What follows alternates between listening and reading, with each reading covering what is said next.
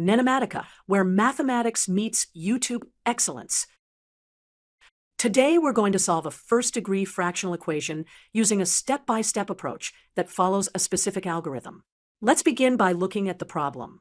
Our example today is to solve the equation 3x minus 7 over 4x plus 2 equals 3x minus 14 over 4x minus 13 equals 0, with the condition that x is not equal to 1/2 and x is not equal to 13/4. Now, let's follow our algorithm. Step 1. Move all terms to one side of the equation. We already have 0 on the right side, so our equation is already in the correct form. Step 2. We need to rewrite this equation in the form p of x over q of x equals 0. To do this, we need to find a common denominator for our fractions and then simplify.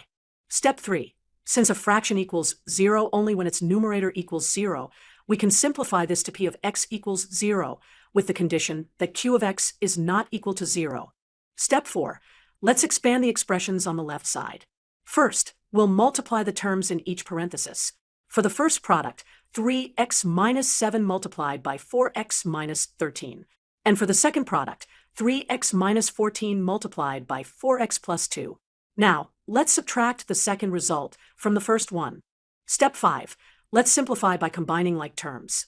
For the first product, we get 12x squared minus 67x plus 91. For the second product, we get 12x squared minus 50x minus 28. Now, when we subtract the second from the first, we get 12x squared minus 67x plus 91 minus 12x squared plus 50x plus 28. Step 6. Let's further simplify the expression by distributing the negative sign and then combining like terms. Distributing the negative sign, we get 12x squared minus 67x plus 91 minus 12x squared plus 50x plus 28 equals 0. Now, let's combine like terms. The 12x squared terms cancel out, and we get negative 67x plus 50x plus 91 plus 28 equals 0. Step 7. Let's combine the remaining like terms. We get negative 17x plus 119 equals 0. Moving the constant to the right side, we get negative 17x equals negative 119. Dividing both sides by negative 17, we get x equals 119 divided by 17, which simplifies to x equals 7. Step 8. Let's verify our solution against the domain restrictions. We need to make sure that x equals 7 does not make any of the denominators 0. Let's check the first denominator for x plus 2. When x equals 7, we get 4 times 7 plus 2, which equals 30. This is not 0, so this condition is satisfied. Now, let's check the second denominator for x minus 13. When x equals 7, we get 4 times 7 minus 13, which equals 28 minus 13, which equals 15. This is also not 0, so this condition is satisfied too. Therefore, x equals 7 is our solution. Let's summarize what we've learned. We solved a first-degree fractional equation by following a specific algorithm. First, we moved all terms to one side of the equation. Then we expressed the equation in the form p of x over q of x equals 0. We simplified to p of x equals 0, with q of x not equal to 0. We expanded the expressions, combined like terms, and solved for x. Finally, we verified our solution against the domain restrictions to ensure that our answer is valid. Remember that solving fractional equations requires careful attention to domain restrictions because we need to make sure the denominators are never 0. Also, always check your answer by substituting back into the original equation. Welcome to our math tutorial. Today, we're going to solve a rational equation step by step. Let's solve the following rational equation. 2z divided by z plus 3 equals 3 divided by z minus 10 plus 2. Our first step is to move all terms to one side of the equation. We'll subtract the terms on the right side from both sides of the equation. This gives us 2z divided by z plus 3 minus 3 divided by z minus 10 minus 2 equals 0. Now, we need to find a common denominator to combine these fractions. The common denominator will be the product of all denominators, z plus 3 times z minus 10. We'll rewrite each term with this common denominator. With the common denominator in place, let's simplify the numerator of each fraction. For the first fraction, we have 2z times z minus 10, which is 2z squared minus 20z. For the second fraction, we have 3 times z plus 3, which is 3z plus 9. For the third fraction, we have 2 times z plus 3 times z minus 10, which is 2 times z squared minus 7z minus 30. Now, let's combine like terms in the numerator. We have 2z squared minus 2z squared, which is 0. Then we have negative 20z minus 3z plus 14z, which is negative 9z. Finally, we have negative 9 plus 60, which is 51. So our numerator simplifies to negative 9z plus 51. For a fraction to be equal to 0, its numerator must be 0, assuming the denominator is not 0. So we set negative 9z plus 51 equal to 0. Now let's solve for z. We'll subtract 51 from both sides, giving us negative 9z equals negative 51. Then we'll divide both sides by negative 9, which gives us z equals 51 divided by 9, which simplifies to z equals 17 divided by 3. Before we conclude, we should check for any restrictions on the value of z. Since we have denominators of z plus 3 and z minus 10 in our original equation, we need to make sure that z is not equal to negative 3 or 10. Let's verify that our solution, z equals 17 divided by 3, satisfies these conditions. 17 divided by 3 plus 3 is approximately 8.67, which is not equal to 0. 17 divided by 3 minus 10 is approximately negative 4.33, which is also not equal to 0. So, our solution is valid and doesn't cause any denominators to be 0. Therefore, the solution to our rational equation is z equals 17 divided by 3. Before we start solving, let's note the domain restrictions. Since we have denominators of z plus 3 and z minus 10, we need to ensure that z is not equal to negative 3 or 10, as these values would make the denominator 0, which is undefined. Now, let's get started with solving this equation. Step 1. We'll multiply both sides of the equation by the least common denominator to eliminate the fractions. The least common denominator is the product of the two denominators, z plus 3 times z minus 10. We need to multiply each term by the LCD. So we get z plus 3, z minus 10 times fraction 2z over z plus 3 equals z plus 3, z minus 10 times fraction 3 over z minus 10 plus z plus 3, z minus 10 times 2. After multiplying, we can simplify. The z plus 3 cancels on the left side, and the z minus 10 cancels in the first term on the right side.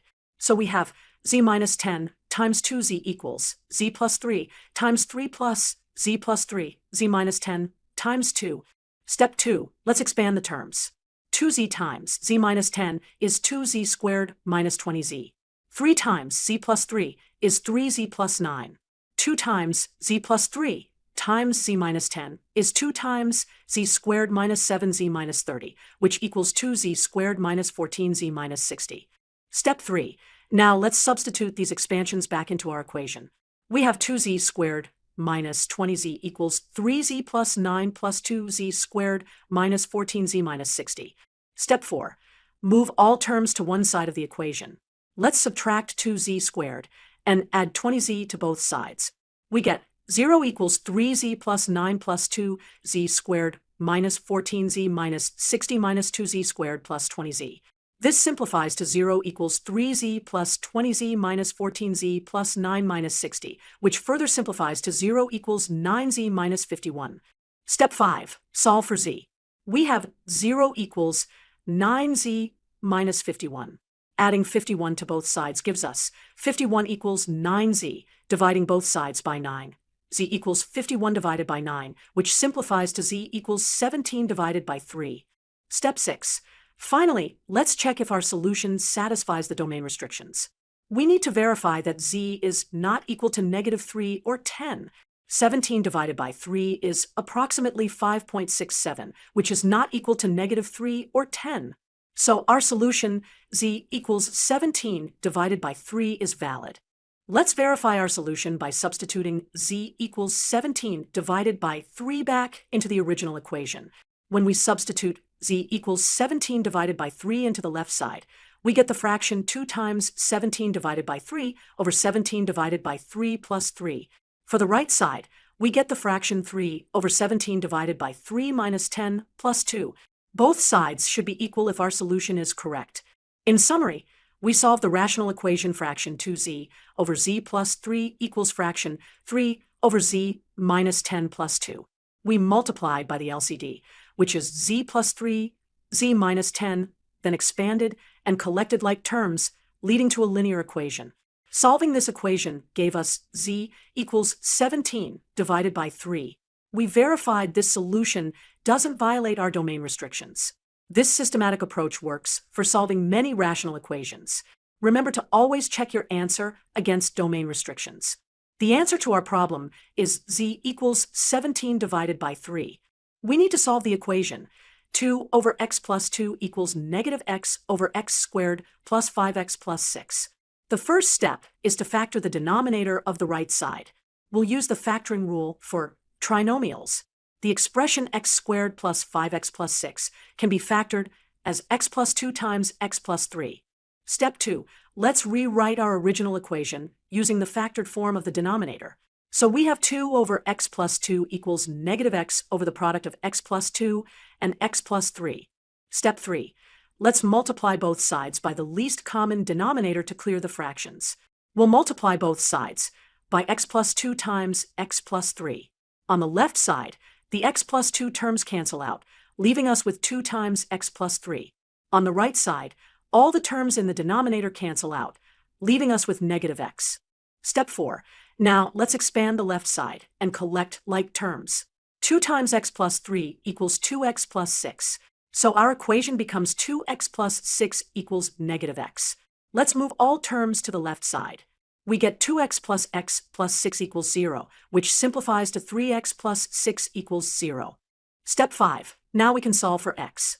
From 3x plus 6 equals 0, we subtract 6 from both sides to get 3x equals negative 6. Dividing both sides by 3, we get x equals negative 2. Let's verify our answer by substituting x equals negative 2 back into the original equation. We should check that our answer works and doesn't make any denominator 0. When x equals negative 2, x plus 2 equals 0, which would make the denominators 0. So we need to check if x equals negative 2 is actually an extraneous solution. Since x equals negative 2 makes a denominator 0, it cannot be a solution to our original equation. However, our algebraic steps were correct. What happened is that x equals negative 2 is a solution to the expanded equation, but not to the original one. Remember that rational equations may have domain restrictions, and we must always check if our solutions satisfy these restrictions. Now, let's move on to our second example. We need to solve the equation 2 over x plus 1 equals 4 minus 2x over x plus 1. Step 6. To solve this equation, we'll multiply both sides by x plus 1 to eliminate the fractions.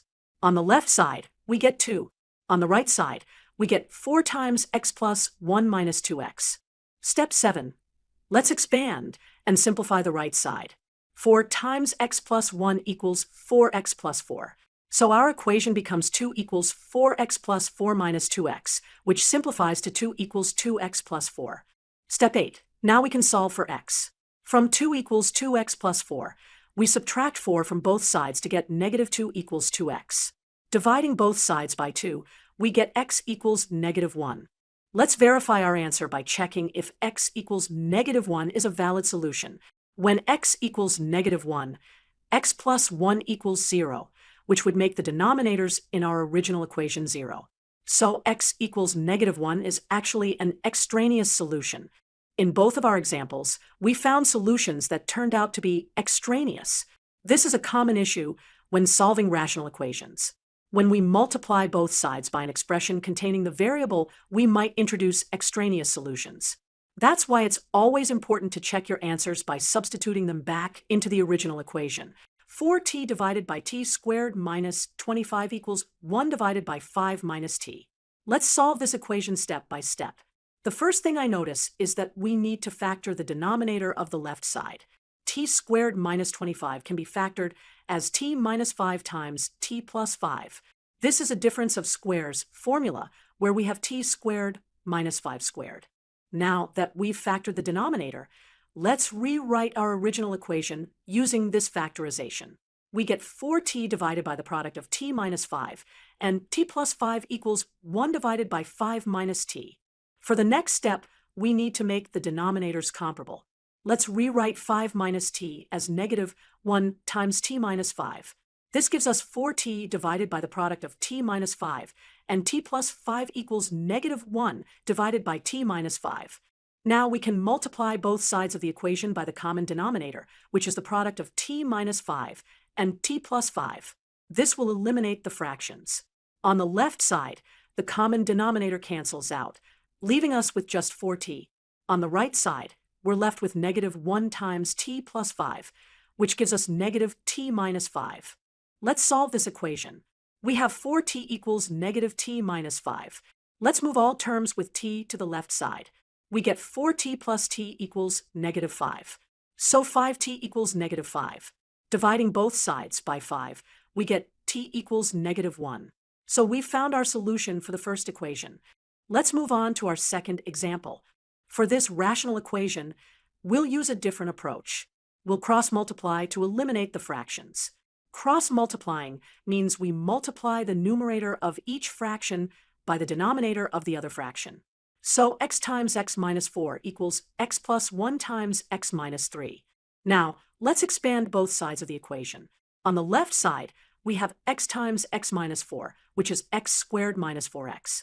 On the right side, we have x plus 1 times x minus 3. This expands to x squared minus 3x plus x minus 3, which simplifies to x squared minus 2x minus 3. Now, let's subtract x squared from both sides to simplify. We get negative 4x equals negative 2x minus 3. Let's move all terms with x to the left side. So negative 4x plus 2x equals negative 3. This gives us negative 2x equals negative 3. Dividing both sides by negative 2, we get x equals 3 halves. So the solution to our second equation is x equals 3 over 2. Thank you for watching. Don't forget to like, subscribe, and hit the bell icon for more math lessons. NENOMATICA, where mathematics meets YouTube excellence.